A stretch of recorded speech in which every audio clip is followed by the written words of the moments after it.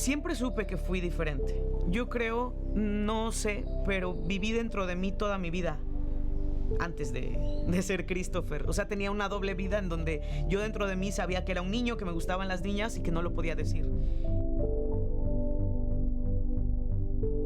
Si volviera a nacer, intentaría ser quien soy desde muchos años antes. Si no me hubieran agredido, igual y no hago la transición. Que vean una mujer trans trabajar en un centro comercial aquí en Jalapa, pues creo que era como algo así de, o sea, vamos a verla, ¿no? O sea, ¿cómo le hiciste o qué hiciste? Porque era la primera mujer, creo yo, trabajar en un lugar así. Aquí en Jalapa hace 15 años, llegar a un centro comercial.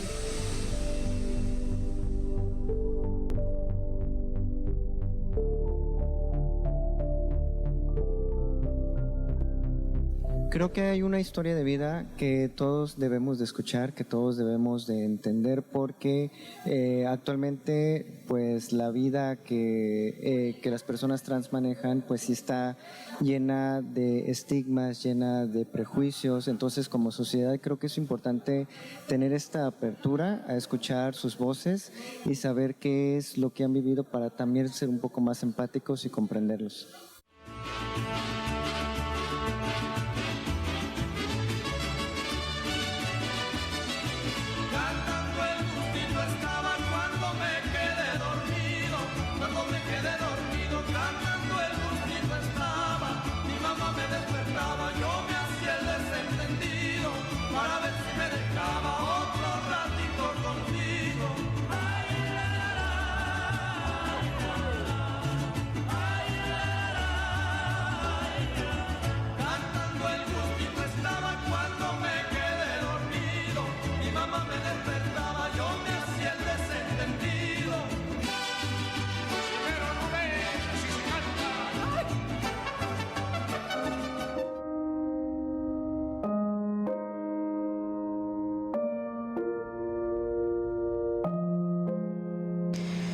Mi nombre es Christopher Juárez Reyes, en este momento tengo 31 años, soy licenciado en biología, maestro en neuroeducación, me dedico a administrar una empresa, nada que ver, así soy de diverso, hago muchas cosas, entreno Muay Thai, ahorita no, pero también entrenaba natación, el gimnasio, o sea, siempre me mantengo muy activo y muy saturado. Estoy haciendo un podcast, tengo un canal en YouTube de 10 años con 43,400 suscriptores y pues estoy estudiando mecánica automotriz. Soy muy inquieto y bueno, también soy un hombre trans. Hola, soy Joana Rojas Cortés. Me siento muy bien el día de hoy. Recuerdo en el jardín de niños que había una maestra la maestra Tina, muy elegante. Siempre andaba bien arreglada, oliendo muy rico. Y yo veía a las maestras que casi todas iban muy arregladas. Entonces eso me gustaba a mí y yo decía, yo cuando sea grande quiero ser maestra. Hola, soy Raúl Alberto González Herrera. Yo me considero una persona común y corriente. ¿En qué sentido? En que pues soy papá de crianza, tengo nietos y soy un pensador crítico, más que tener la idea de pertenecer o de dar la razón por darla. Para mí mi interés es y mi vicio es la información.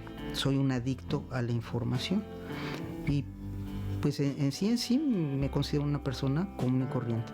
Tengo 63 años. Hola, ¿qué tal? Mi nombre es Jocelyn Paulina Rodríguez. Tengo 48 años y soy de aquí, originaria de Jalapa, Veracruz. Bueno, cerca de Jalapa, Veracruz, de Rafael Lucio, Veracruz.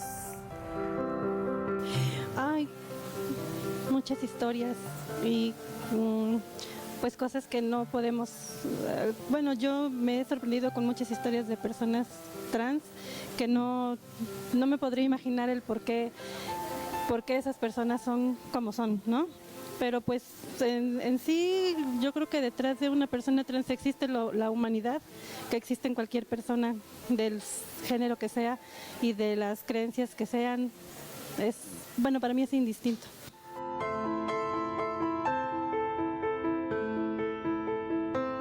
Mi nombre es Julita Norma García Soto, soy médico especialista en endocrinología. Tenemos 23 pares, los humanos, 23 pares de cromosomas.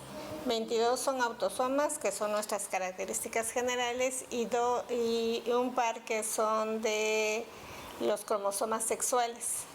La mujer es XX efectivamente y el hombre es XY. Cuando el óvulo se une con el espermatozoide, intercambian la información genética y cada padre da la mitad de los cromosomas. 23 y 23 forman los 46 cromosomas. La mujer siempre va a aportar el cromosoma X y el hombre puede aportar el cromosoma X o Y.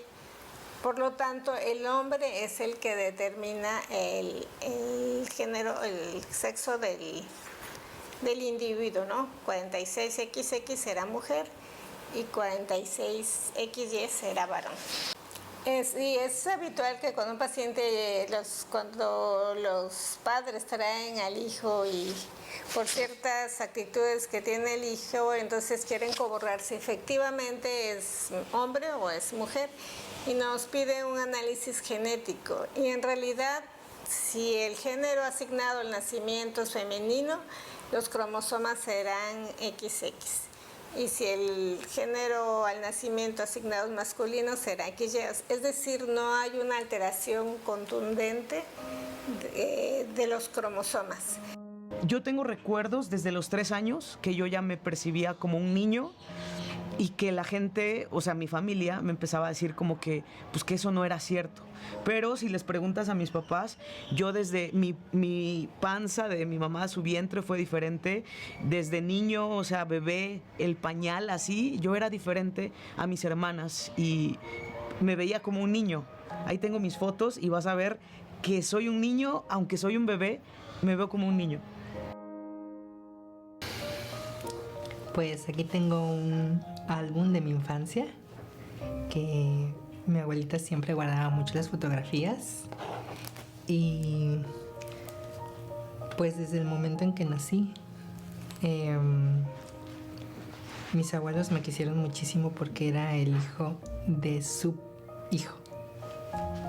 Entonces mi papá también estaba muy orgulloso y nadie sabía, ¿verdad? Que no era un hijo, era una hija. La sociedad me hizo descubrirlo cuando me formaban, decían, este es de niñas y este es de niños. Eso viene siendo como en la primaria.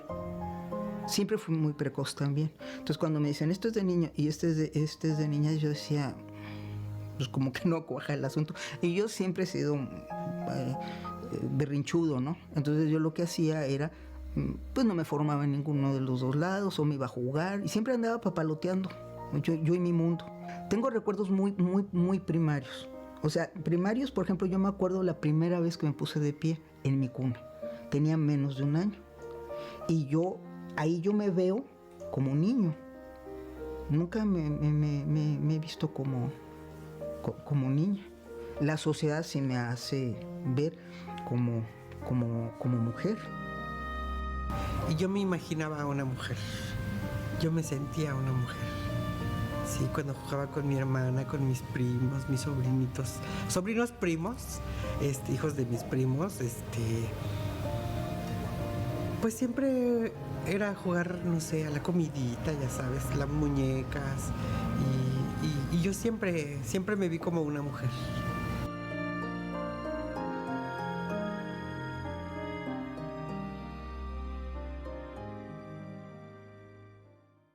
Soy el doctor Víctor Manuel Villanueva Hernández, soy médico especialista en psiquiatría y soy director del Instituto Veracruzano de Salud Mental, doctor Rafael Velasco Fernández. desde el aspecto psiquiátrico viene una patogenización que somos responsables los psiquiatras. Nosotros desde nuestros diagnósticos y manuales estadísticos empezamos a etiquetar que la transexualidad era una enfermedad y que todavía hasta la última clasificación de enfermedad internacional de enfermedades, el CIE-11, sigue siendo considerado con otros términos, que es como inconformidad de género, y con nuestro manual diagnóstico también como disforia de género. Entonces le hemos ido modificando el nombre, pero todavía no terminamos de sacar que no es una cuestión patológica, que solamente tiene que ver con una diferencia de mi sexo biológico con mi identidad de género, solamente. Yo creo que ese es el trasfondo psiquiátrico. Y el que me apoyó mucho fue mi hermano Raúl. Y ya pues ya le expliqué más o menos de qué se trataba la transexualidad y él dijo, ¿y entonces qué hay que hacer? Y yo así, no mames. Entonces yo en aquella época lo que había investigado no existía el internet, estoy hablando, yo tenía 20 años, en 1980. Entonces ahí tenía uno que ir con primero con un psiquiatra. Entonces en el puerto nada más había un psiquiatra, un viejito que parecía pasita. Pues el viejito no sabía qué era la transexualidad. Empezó a decirle a mi papá que el diagnóstico que daban antes era entre borderline o esquizofrenia. Entonces me puso que esquizofrenia y que no sé cuánto rollo. Y fui como 3 veces y mi papá se dio cuenta como que eso no funcionaba.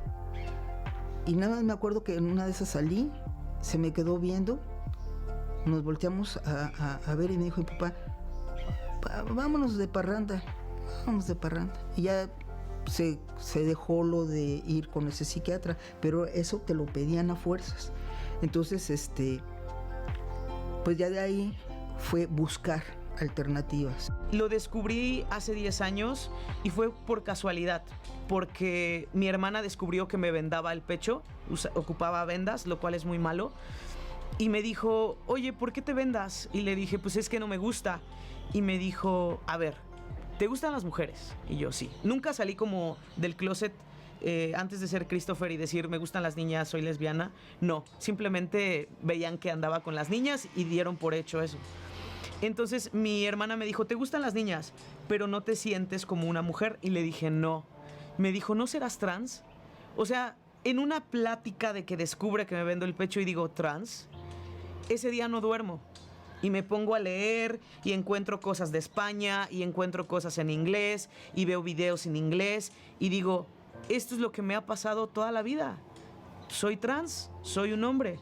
Nunca me consideré gay porque yo me sentía como una niña.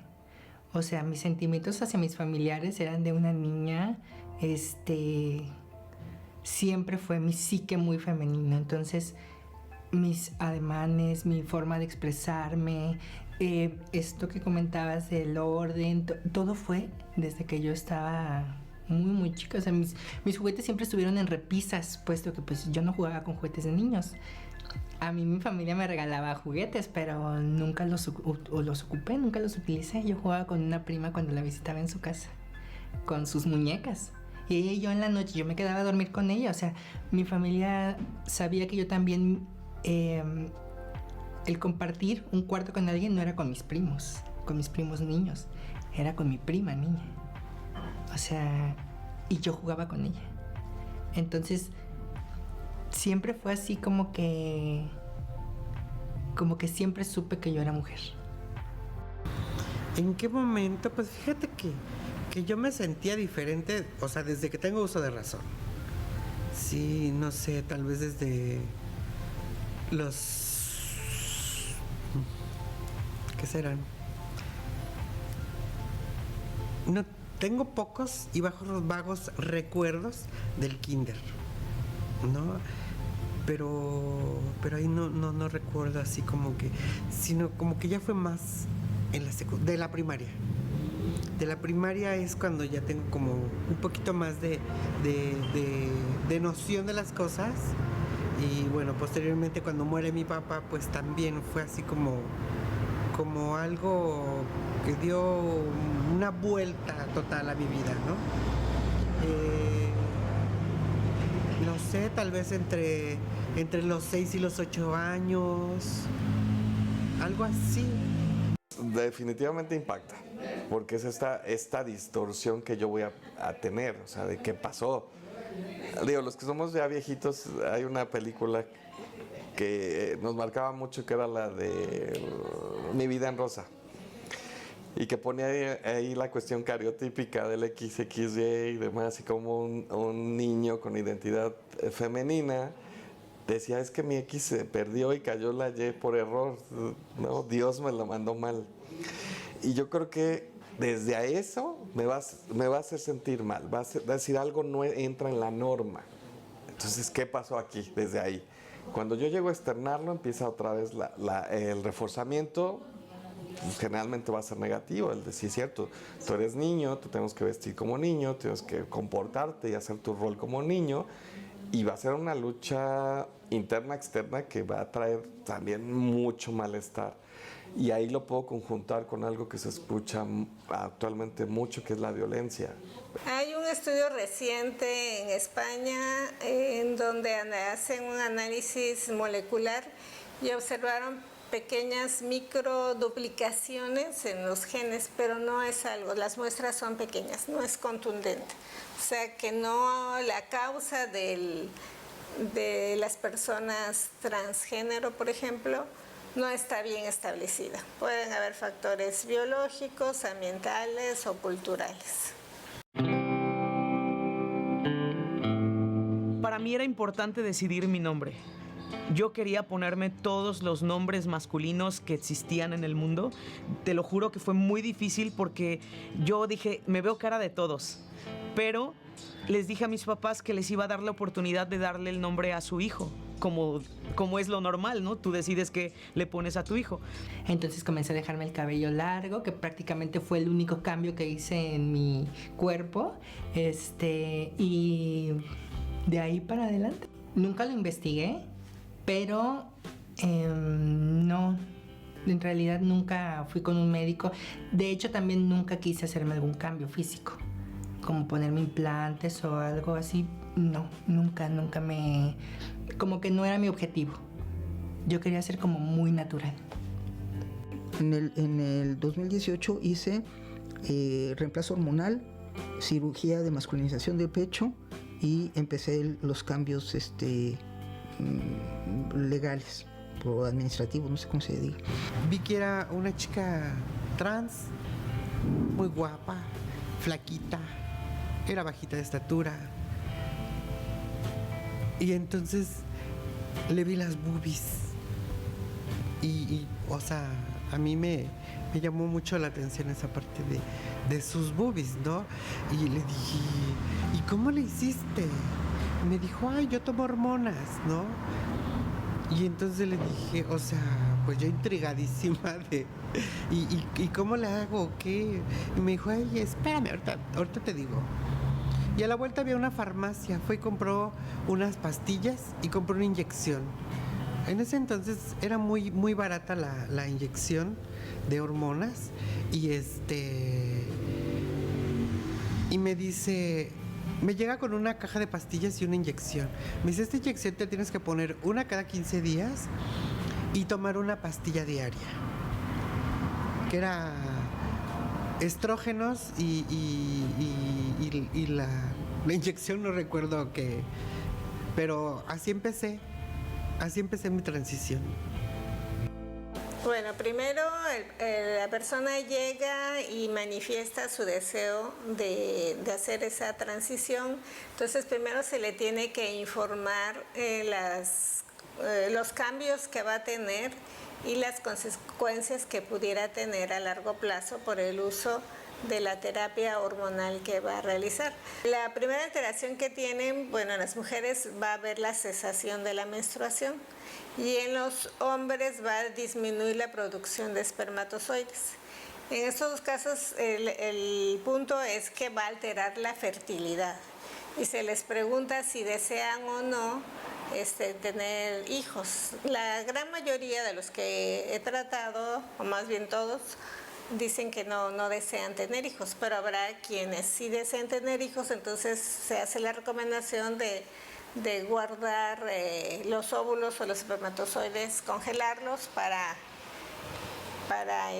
un futuro tener una terapia para la fertilidad. Entonces hacemos una evaluación de su estado general y los antecedentes familiares que tenga, por ejemplo, de diabetes, de enfermedad cardiovascular, de si tiene antecedentes de SEA de mama, o que te padezca de ovarios poliquísticos, que es una condición también frecuente. En fin, varios antecedentes, y se le piden los estudios de laboratorio como una biometría hemática, una química sanguínea, un perfil de lípidos y sus niveles hormonales, ¿no? Para ver cómo están. Now look at this. Well, this car could be systematic, hydromatic, ultramatic.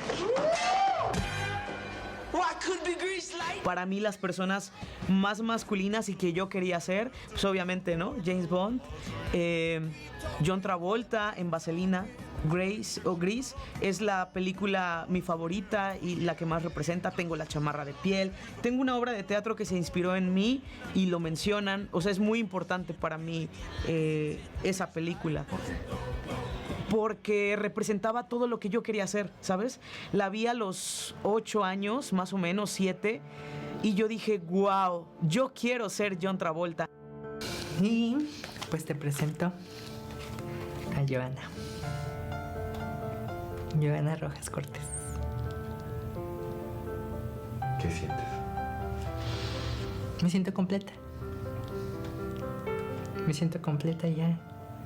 El tener ese documento con mi nombre, el nombre que a lo mejor siempre utilicé en algunos años solo para mí y que después para todos los demás, para el mundo entero, Joana. Algo que en un principio sí yo lo pensaba así, ¿cómo voy a ser un hombre sin pene? Y yo decía, ok, voy a ser como un fenómeno de circo. Y así me ponía. Ahora no. Ahora, gracias a las benditas redes sociales y lo que sea, hay más difusión. Y nos guste o no, estamos de moda. Los hombres trans estamos de moda, tanto para hombres como para mujeres, como para demonios, ¿no? Y no es necesario realmente ahorita contar con un genital acorde.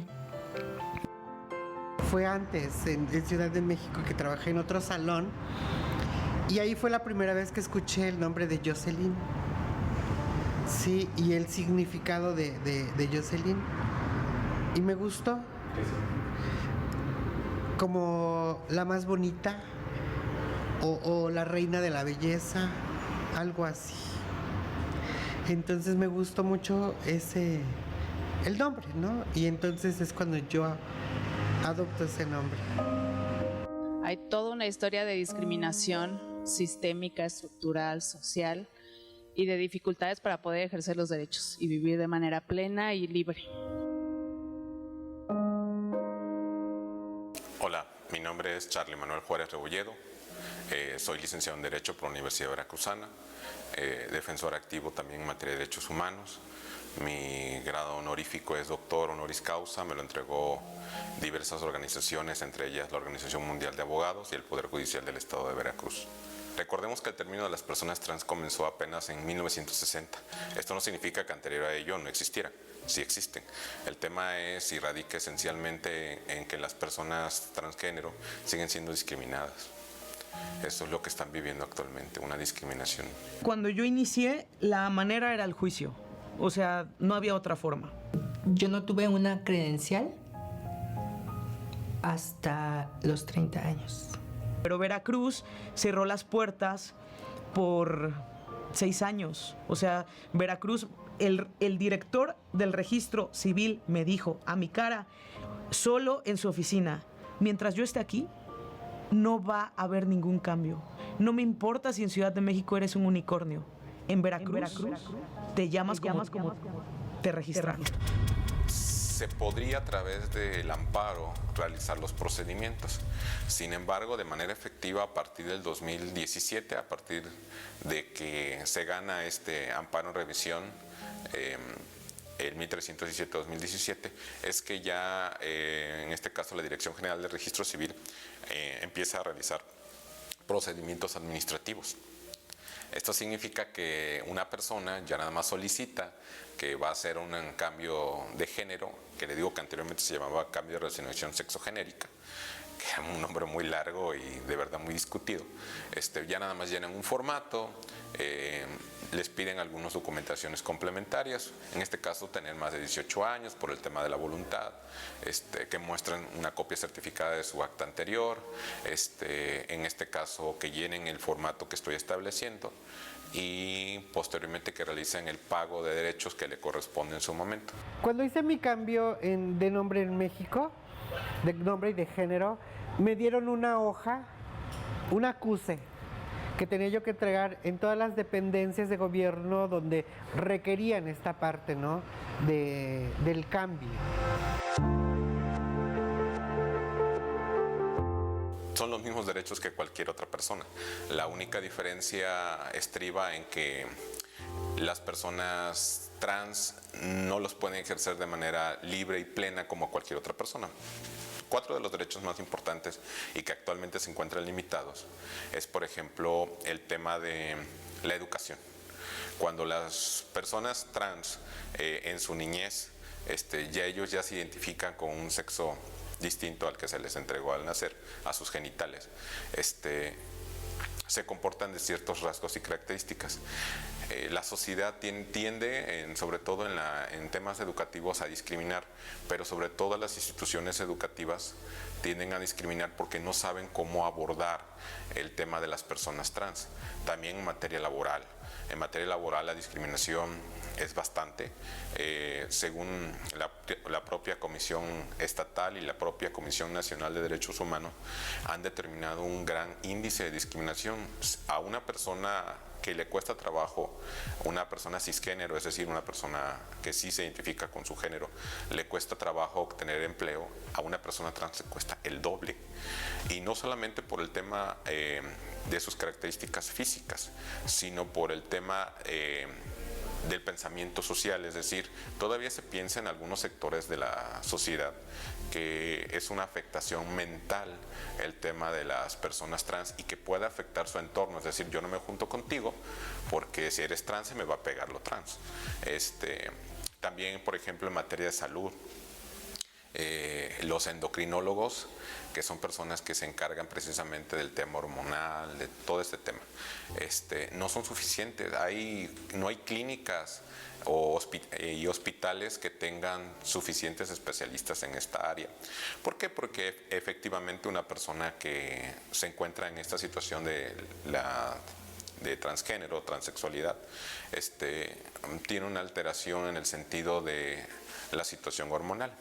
Esto significa que a veces, no siempre, estoy diciendo solamente aquellas personas que se han sometido a un procedimiento, ya sea quirúrgico estético o de la toma de algunas hormonas. No en todos, pero en los casos específicos estamos teniendo este problema en el sector salud. Y no solamente eso, también no se cuenta, por ejemplo, con los hombres trans. No significa que el hombre trans no pueda tener relaciones sexuales con personas del sexo opuesto. En este sentido, ¿qué pasa con los hombres trans que se embarazan o aquellos hombres trans que desean abortar? Entonces, esa sería como la tercera vertiente, y la cuarta en materia de seguridad y justicia. Actualmente en muchos de los penales transfieren a las personas trans al sistema común general, es decir, a la población general. No colocan a una mujer trans, no la colocan en el área de las mujeres, la colocan en el área de los hombres, y efectivamente ahí se cometen más atrocidades, otra vez otro acto de discriminación por los órganos jurisdiccionales. Entonces, en estas 4 vertientes por lo menos estamos todavía muy atrasados. Muchas vivencias, muchas experiencias y mucha resiliencia. Eso es lo que hay detrás de una persona que vive trans debido a la discriminación. Pues hay otra cara, no solo, o sea, no voy a romantizar la discriminación, pero también es la parte donde las vivencias te empiezan a crear empatía hacia las demás personas. Justo en este espacio fue donde me terminaron de agredir y el señor empieza a discutir y a hablar y a sacar el machete. Entonces pues yo estaba bien de la pierna, corro y le grito a mi hija, llama a la policía, saca el machete. Pero yo dije, pues ahorita va a escuchar policía, machete y se va a ir. Y resulta que no. Y de ahí pues me empieza a jalonear y empujar para soltar el machete. Y como estaba aquí la zanja, una zanja grande, caigo yo en la zanja.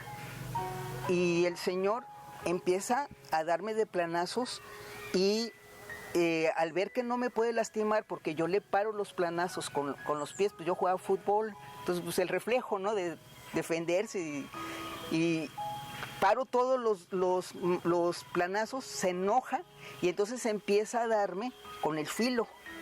Voltea el machete y me empieza a dar con el filo. Mis zapatos terminaron, pero todos como falda de hawaiano. El rollo fue que después, como al año y medio, regresaron a rematarme.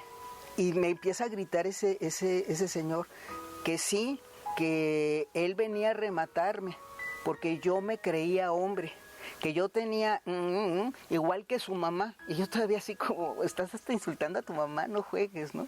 Y que la orden que él traía, que si este señor que me agredió no había podido o no había tenido los huevos para cortarme la cabeza, que él venía a cortarme la cabeza porque esa era la instrucción. Así con esa, que porque yo me creía hombre.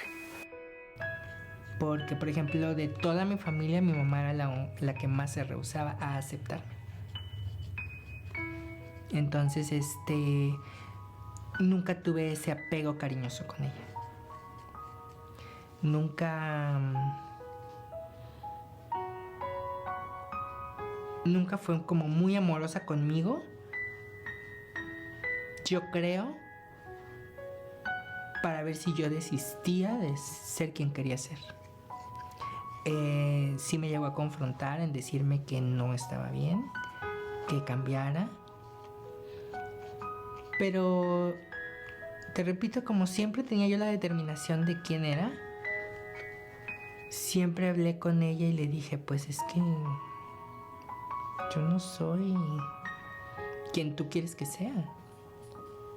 Llegó el momento en el que alguna vez me dijo, pues ¿qué quieres, ser mujer o qué? Y le dije, sí.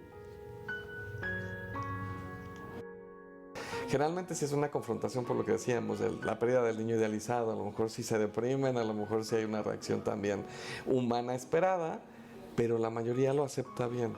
O sea, como bien dicen, este amor incondicional que tanto leemos en las historias con final feliz, creo que es lo que tratamos de pulir, ese amor incondicional de que lo acepten. Si alguno no se suma, justo eso, a veces nos enfrentamos a lo mejor que un papá no va a apoyar o que para él va a ser más difícil. Bueno, pues se va a recomendar a lo mejor que él también tenga su acompañamiento, pero aquí lo que integramos es hacia la personita. Pues exactamente no sé. No sé en qué momento se enteraron, pero sí se dieron cuenta, porque es cuando me empiezo como a dejar crecer un poco el cabello, cuando se me empieza a notar en la playera, así como que los piquitos de que se empieza a desarrollar la glándula mamaria, ¿no? Entonces, una vez uno de mis hermanos me dijo, las silicones, ¿no? Cuando me vio, pero nunca me dijeron, ¿qué estás haciendo? O sea, jamás hubo una pregunta de parte de ellos, ni de mi mamá, de nadie. Incluso tengo por aquí una foto.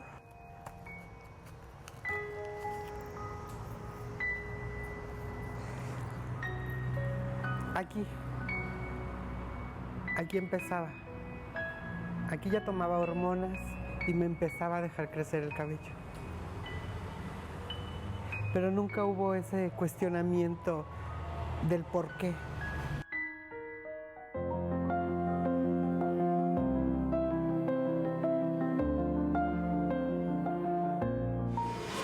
Pues siempre la familia, la mamá, el apoyo. Sé que nosotros hemos contado con la fortuna de tener suerte y que siempre hemos sido muy queridos, él ha sido muy queridos, pero yo también he visto mucho rechazo y eso me mortifica mucho. Yo quisiera ser mamá de todos los muchachos, muchachas que están así, que son rechazados y que yo veo y no les hago entender porque yo también vengo de una familia, mi mamá era, pues se lo ocultamos a mi mamá, aunque medio sospechaba, pero se lo ocultamos porque mi mamá pues no, decían que cómo y entonces eso es lo que a mí me puede, ¿no? Y cuando ustedes hacen esto, pues digo, que escuchar que no deben darse por vencidos, deben luchar por sus derechos, por todo, pero es muy importante el apoyo familiar para que salgan adelante, ¿no? Y en el caso de él, pues ha tenido todo el apoyo de sus hermanas que lo adoran, todos lo queremos, pero bastantísimo, ¿no? Una cosa, somos una familia muy unida con los hijos. Porque nos reunimos los domingos y jugamos lotería y nos reímos y te digo, yo como tuve 2 hijas, yo creo en el fondo, pienso a lo mejor que deseaba un niño con el deseo, ¿no? Entonces yo creo que el deseo fue que ya estando adentro, algo pasó, porque desde chiquito te digo, yo tan femenina siempre, ahí vas a ver las fotos, cómo lo tenía yo, ¿no? De chiquito, con sus vestiditos, hasta yo le bordaba y todo eso, y sin embargo creció nomás tantito a los 3 años y ya no quería los vestidos, que quería el short, que quería una corbata, que quería esto, que quería aquello. Pero te digo, los papás somos los que primero debemos platicar y apoyarlos acondicionalmente con amor y en qué te puedo ayudar, qué podemos hacer, ¿no? Hablar y decir y no esconderse al mundo, ¿no? Pues ellos dicen sí, así con mucho orgullo, ¿no? No es cosa de que ellos quieran, eso pues se ha comprobado que algo pasa en nuestra pancita, que cambian, ya nacen así y uno no los puede forzar a ser diferentes. Sí, eso para las mamás y a los papás que los quieran y los apoyen.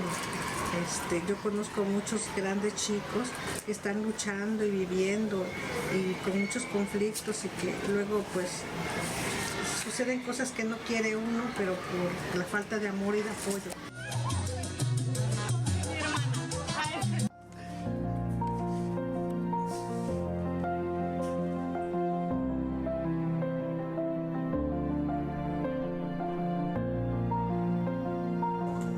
Pues más bien es una persona buena, ¿no?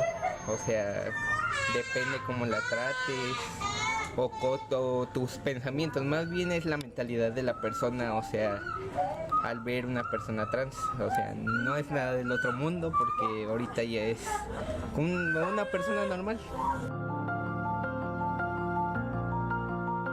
Es que siga con lo que va, con su proyecto de seguir apoyando a las trans y que es muy buena persona y que la quiero mucho. Clara Rodríguez Hernández. ¿Usted qué es de Jocelyn? Su mamá. ¿Qué significa Jocelyn para usted? Todo mi corazón. Pues una felicidad. Sí. Pues fue muy duro para mí, pero lo sostuve, lo aguanté cuando él iba a la escuela. Y pues acepté porque el maestro me decía que lo llevara al doctor, pero como yo no podía sostener todo eso, le dije que no podía. Entonces, pues ya, dije así, nomás tuve cuidado con ella. hablaba yo con ella, muy amable con ella. Pues que acepten porque no es cosa que nosotros lo hayamos hecho, ¿verdad? Pues yo pienso que por Dios, ¿verdad? Él nos mandó estos sacrificios. Pues que siga tranquila, pues sí, que yo la sigo apoyando y es para mí todo. Yo les diría que deberían de investigar para empezar sobre el tema, porque no todos somos iguales. A algunos nos afecta más, a algunos nos afecta menos el rechazo. Y cuando viene de tu familia, yo creo que es cuando te derrumbas, porque dices, si las personas que son mi familia, mi sangre, no me apoyan, ¿qué me espero de la sociedad? Entonces yo creo que sí es muy importante que los padres investiguen o hablen directamente con los hijos, porque muchas veces los padres dicen, es que ni siquiera sabe lo que quiere. O sea, tiene 10 años, 12 años, ni siquiera sabe lo que quiere. Al contrario, yo recuerdo que desde los 5 años yo sabía lo que quería. Porque mucha gente sí dice, me cae muy bien, Joana me cae muy bien. Nunca se imaginan qué sería si Joana fuera su hija. Entonces, siempre es como que mientras no esté dentro de mi núcleo familiar, todo está perfecto. Cuando ya les toca vivirlo con algún hijo, nieto, sobrino, es diferente. Las familias que viven con una persona deben de tener seguimiento como terapia familiar. Ojo con esto, porque muchas personas confunden en este sentido y se vuelve polémico. Y se vuelve polémico de una manera tonta porque uno no nace sabiendo cómo actuar. Así como no hay todavía un protocolo para padres, no existen una crianza afectiva para los hijos. Y siempre crecemos con alguna carencia, etc. Entonces, lo que estoy diciendo es el tema del acompañamiento. El acompañamiento de las familias para que puedan incluir a esa persona trans a su círculo. Híjole, es buena pregunta. Pues creo que hay mucho sufrimiento, mucho abandono, mucho dolor, mucha humillación, ¿no? Yo creo que eso es lo que realmente hay detrás, porque es lo único que hemos recibido de una sociedad. Sin embargo, a pesar de que hemos avanzado un poco sobre el tema, visibilizándolo, documentando, ¿no? Inclusive hasta capacitando, sin embargo, todavía hay una brecha muy grande de desigualdad y de violación a derechos humanos, ¿no? Todavía nos falta un camino que recorrer como personas trans en el país, o al menos Veracruz tiene que avanzar en el cambio de identidad, algo que no ha sucedido y que también eso va retrocediendo otros derechos de las personas trans.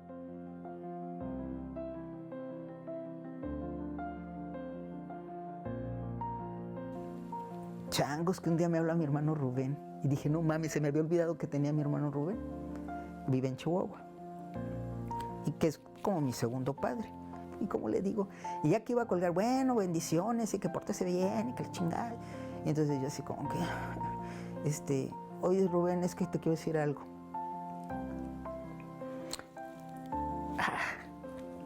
Entonces me dice, sí, mija, dígame.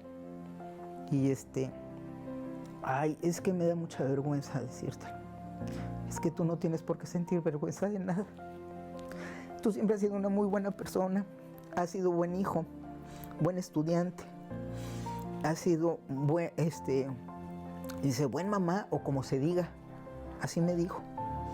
Dice, siempre has sido muy buena persona, nunca has hecho nada mal a nadie, al contrario, has ayudado a muchas personas, tú nunca debes sentir vergüenza. Dije, no mames. Híjole, nunca me imaginé, y bueno, y de ahí se soltó una letanía, como las que acostumbra, como de 20, 30 minutos diciéndome puras cosas padres de mí. y sin referirse para nada a la transición ni nada.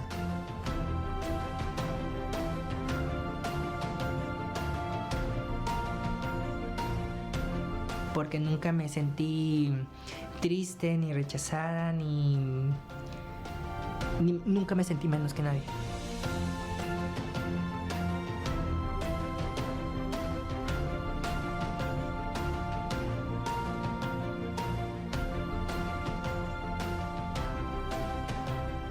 Si volviera a nacer, intentaría ser quien soy desde muchos años antes. Yo creo que ya con la conciencia de saber lo que vendría, abrirme, expresarlo o platicar con más gente allegada para ver quién me decía, hay que tomarla en cuenta y que haga lo que quiere hacer.